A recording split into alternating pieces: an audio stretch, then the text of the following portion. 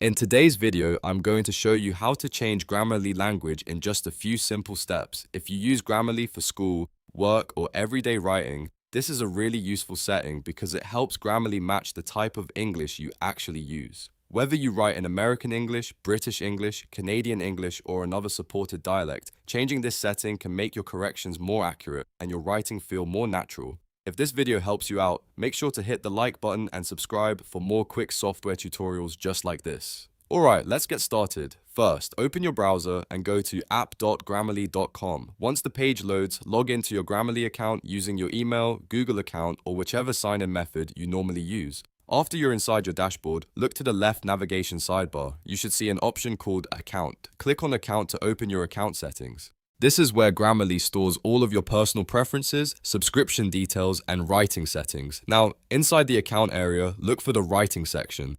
Under writing, you'll find language settings. Click on language settings to open the panel where Grammarly lets you customize the language style it uses when checking your writing. This is the part that controls how Grammarly understands spelling, grammar, and regional variations. Once you're in language settings, locate the primary language drop-down menu.